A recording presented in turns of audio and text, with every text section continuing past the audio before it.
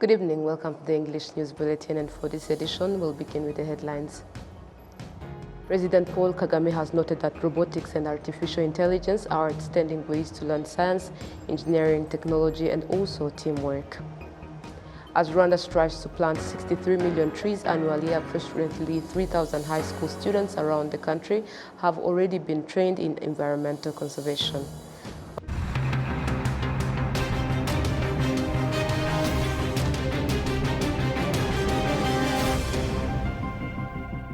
Glad to have your company tonight. My name is Olive Nete. Now to the news in details.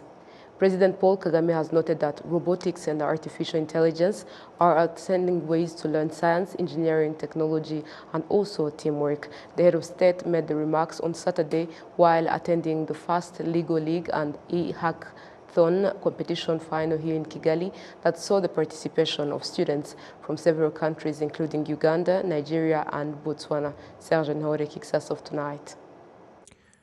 Students from the school Chris Rwanda took the first spot in the coding and robotics section of the competition, while Kayonza Modern came in first in artificial intelligence. The students from Chris Rwanda will be going to the US to participate in the technology competition there, while those from Kayonza Modern will be in Switzerland next month for a similar competition. We started our project with the objective of helping children with blindness and visual impairment, giving them access to the internet to be able to get information and study on their own, all with the touch of a button, asking the computer questions and getting answers.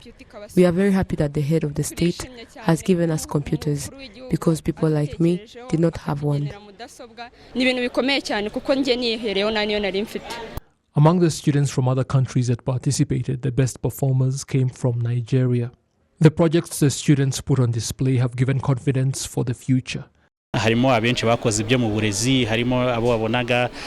When you consider the challenge they were faced with, especially those in robotics, which this year was the masterpiece that brings together science, technology, and art, while those in the artificial intelligence category had been asked to develop AI systems that address the challenges present in Rwanda, many came up with systems focusing on education. For example, the issue of overcrowding in classrooms. They developed systems that promote self-learning among students. You come to realize that they gave this a lot of thought, and we are happy about the fact that even though robotics and AI are relatively new technologies, they were still able to use them to find solutions. In attendance were the President of the Republic and the First Lady, and His Excellency Paul Kagame commended the students for their innovations. Robotics and artificial intelligence are outstanding ways to learn science, engineering, technology, and also teamwork. I'm very happy with the results of the National Robotics Program and the competition and the Artificial Intelligence Hackathon. I want to extend thanks and congratulations to the sponsors, organizers of the first Lego League, Global Learning Council, GIZ. If I've left any name, you will forgive me for that, but we thank you very much. 360 students reached the finals of the competition, 80 of them foreigners, and all were rewarded for their efforts. I want to make a small contribution toward this effort, especially to the participants, Rwandans, people from Botswana, from Nigeria, from Uganda, those who are with us. I want to make sure I work with the Minister of Education, our Minister of Education, and our Minister of ICT. But I will not bother you with the budget. It is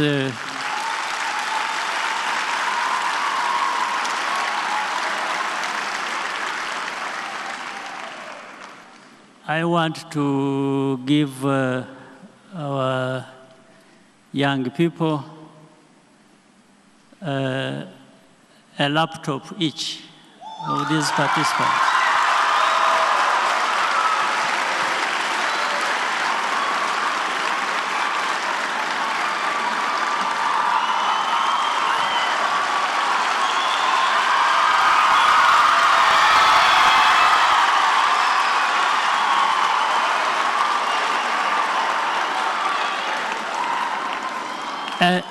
A computer, in other words.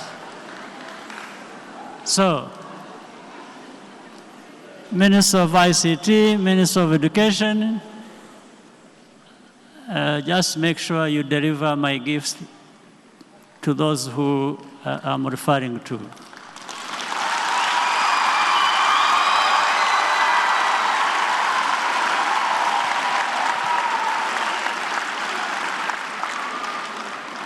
I have the money in my pocket right here, so.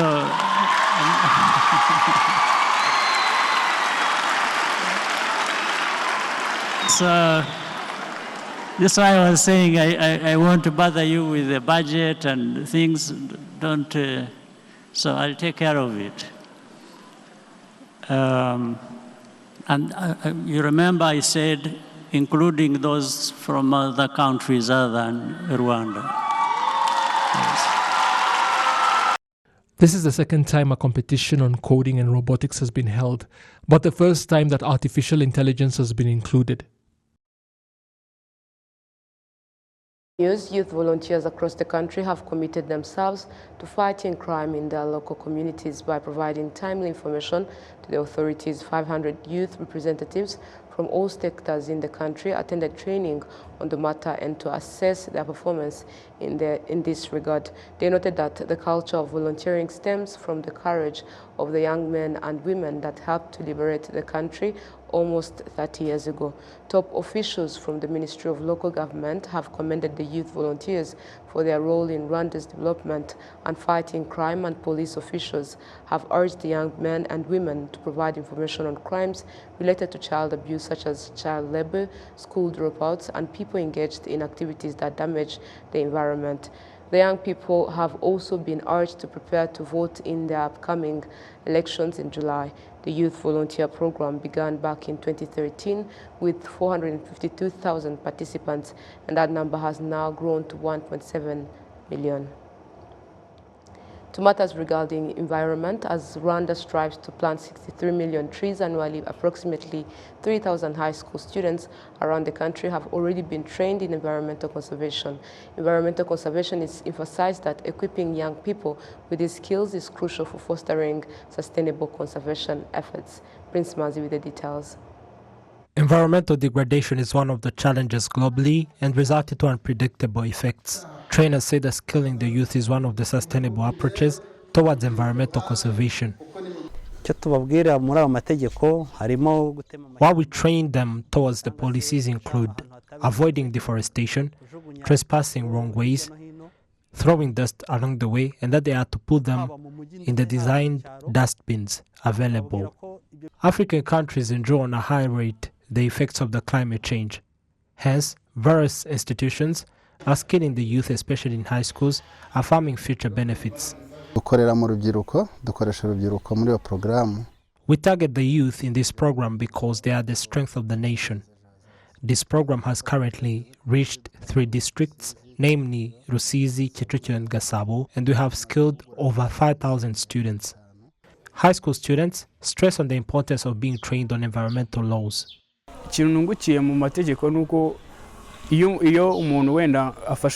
What I learned in the environmental laws is that one is penalized upon acts degrading the environment. That is why I urge everyone to protect the environment, as I will always do. The Rwanda Forestry Authority demonstrates that Rwanda aims at planting 63 million trees. 54% will be mixed with crops, 24% will be forests, fruits are 8%, while decorations are 10%. Two more new students at Kimisagara School, Nyarugenge District, attest that receiving guidance on understanding their self-worth and fostering self-confidence significantly empowers them to dream big and resist various temptations they encounter. We do have details on this story as well. At the Kimisagara School, there are 4,303 children, including 1,088 who are studying in the 12-year basic education program. Especially this class includes students between the ages of 12 and 20 who receive training on self-confidence and guiding them towards making informed life choices. During their sessions, students engage in various activities aimed at uncovering their strengths and abilities. These tasks serve to cultivate a sense of purpose in their studies, nurturing their aspiration to become valuable contributors to their country's future. My goal after being trained by RwandaTV is to avoid teenage pregnancy. I also aim to get good grades in school and also assist my schoolmates. Aho yankuye byatumye ndushaho kuva mu bwigunge. They assisted me to fight loneliness after my mother's death. Adding the fact that I grew up without knowing my father, it created openness in me, and I felt the ability to do anything. Additionally, these trainings taught me that for a person to achieve something great, there's a price that you have to pay and leave some things behind. Kugira ngo ugire icyo ugeraho hari ibyo ugomba gusiga inyuma. The school principal highlights the significant impact of the program initiated in collaboration with the RwandaTV team. This partnership has been instrumental in fostering student motivation and academic success. In their daily conduct, notable changes have emerged. For instance, following the conclusion of their second-term examinations yesterday, we noted that none of the trained students exhibited any misconduct. This serves as an indicator of the effectiveness of the training initiatives. Additionally, within this cohort, there are appointed leaders who regularly update us on the students' behavior, enabling us to closely monitor their progress. Their enhanced discipline is evident as they also demonstrate a willingness to communicate whenever they encounter discomfort or challenges. Undoubtedly, these interventions have significantly influenced their behavior and mindset positively. Sandrine Ouassé, Partnerships Coordinator at RwandaTV team, emphasizes that self-doubt among women often hinders them from seizing valuable opportunities that could enhance their lives. Recognizing this barrier, RwandaTV has taken proactive steps to provide counseling and support to women, empowering them to overcome self-doubt and unlock their full potential. We aspire to cultivate self-confident girls who, through their skills and capabilities, can explore the opportunities provided by the country. Additionally, we aim to foster collaboration between girls and boys, empowering both genders to contribute to the development of our country. At the GS Kimisagara, a total of 524 students have undergone training as part of the program. Notably, the program places a strong emphasis on empowering girls, with 80% of the participants being female, while 20% are male. All trainees are enrolled in 12-year basic education program. The Rwanda National Police Fire and Rescue Brigade has organized fire safety training for hospital employees. The training included basic procedures to be followed when dealing with a fire outbreak, and the employees noted that the information and skills they gained will be useful at their workplace as well as other venues. Hospital administrators also pointed out that the nature of the work done at such vicinities requires that employees possess such skills to be able to help patients to get out of life-threatening situations like fires. It has been noted that the fire safety training that is being organized at different venues where people gather in large numbers has been yielding good results. Last year, as many as 226 incidents of fire outbreaks were reported countrywide, 64% of them in the city of Kigali. Because of this, members of the general public have been urged to familiarize themselves with basic fire safety procedures and to ensure that they use quality products for things like electrical installations in buildings and for all such structures to possess proper firefighting systems and extinguishers. In today's health segment, we are delving into the intricate understanding of preeclampsia, a significant contributor to premature births, and we recently had the privilege of conversing with Dr. Gashema Héritier, a specialist in maternal-fetal medicine, who provided insights on the condition. Let's explore further. Preeclampsia is a high blood pressure that comes during pregnancy, and it is a new onset that occurs after 20 weeks of pregnancy. For people to understand, for 20 weeks is almost 4 months, 5 months during of the pregnancy. Preeclampsia is a killer. It's one of the leading cause of maternal death and neonatal death worldwide, and especially in sub-Saharan Africa. So about the complications to signs and symptoms, it's mostly associated with, mostly women may complain of headache, blood vision, epigastric pain, lower limb swelling, and sometimes reduced fetal movement. So that's one of the signs and symptoms that may alert pregnant mother to seek for care, because this might be preeclampsia, though there might be other causes that can cause this.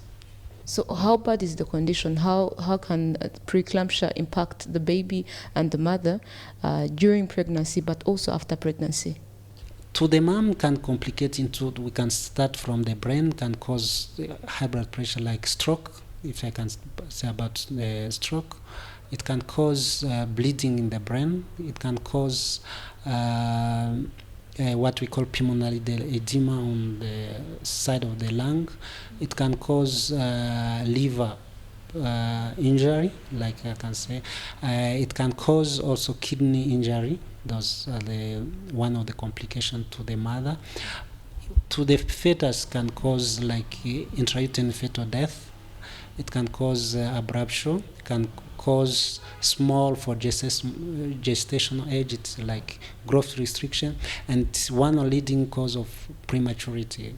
Because maybe in the following, the definitive treatment of preeclampsia is the delivery, and preeclampsia lead on premature deliveries. When we try to, when this is complicated to the mother's side, we try to deliver them so that the mom does well. So that's what I can say about it. Are there any preventive, since causes are not known, are there any preventive measures or lifestyle changes that mothers can take to reduce the risk of having this condition while they are pregnant? So the first thing is what I can still recommend, which is not done in most of sub-Saharan Africa, is preconception consultation. Like those cases I mentioned with high risk, with those with like who had preeclampsia, kidney disease, diabetes, have to do preconception consultation.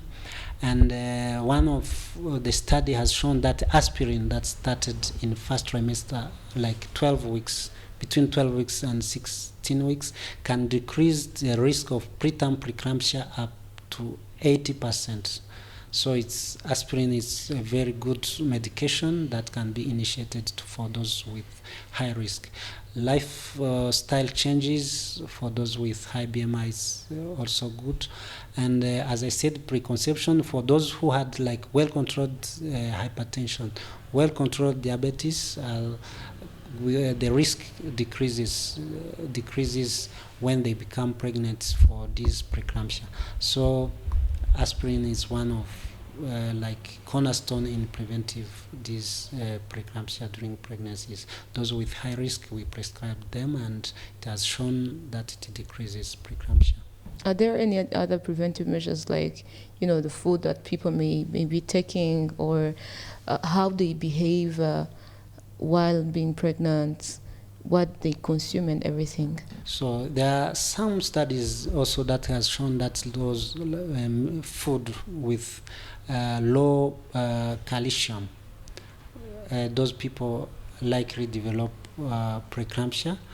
And for those women like who had low calcium level, most of the time we have to add like supplements, which is had a lot of calcium, and also it decreases like risk of preeclampsia. But in our settings, calcium is we don't have people with low calcium levels, but it's in different countries where the calcium is low, they recommend a supplement with calcium, and this also can have good impact in reduction of preeclampsia. Are there any other complications that may get to the child after being born to a mother who had preeclampsia? Bearing in mind that those who had preeclampsia have a risk in long-term risk, like 10, 20 years, risk of developing cardiovascular diseases. That's why it's better for those who had preeclampsia to have follow-up with cardiologists. And for fetus, of course, if the baby has been premature, they have high risk of mortality.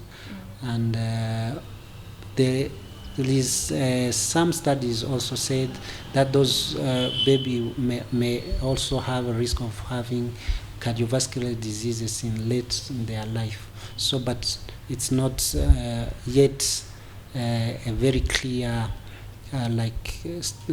evidences that we can rely on.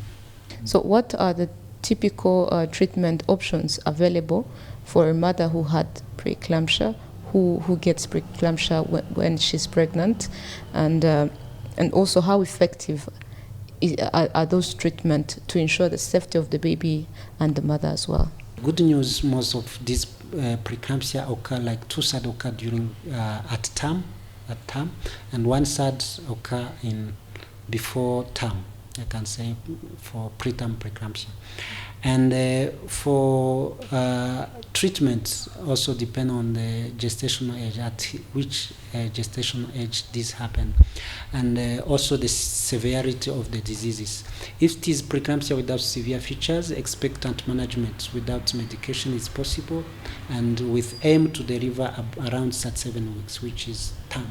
But with preeclampsia with severe features, with those complications I say, but with headache, kidney injury, liver, or epigastric pain, we may deliver them at 34 weeks if everything normal. And the medication we provide is like medication that can control blood pressure with the purpose to prevent stroke, and magnesium sulfate with the purpose to prevent eclampsia. Eclampsia is like seizures that occur with women who have preeclampsia.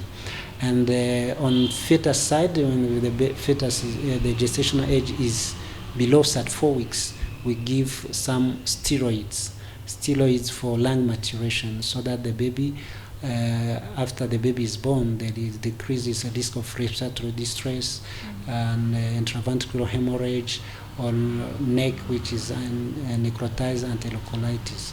So those the management we initiate for women with preeclampsia.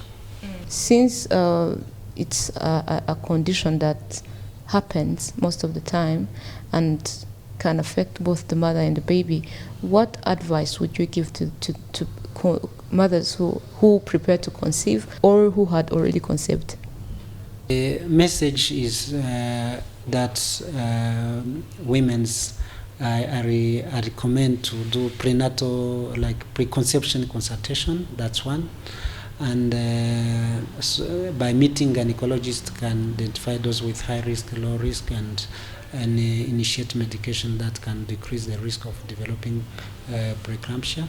And that's the most important. And when they become pregnant, any sign, headache, it's always good to consult for the complaint that they might have.